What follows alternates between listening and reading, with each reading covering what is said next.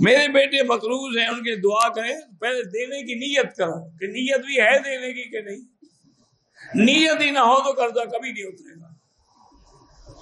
ایک دفعہ ایک صحابی حضور کی خدمت میں آئے، حضور نے فرمایا کیا وجہ ہے کہ تم پریشان ہو؟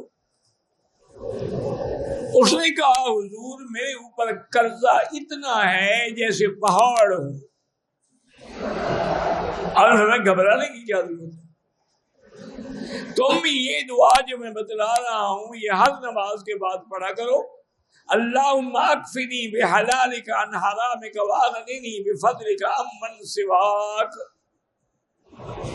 جتنا ہو سکے پڑھا کرو۔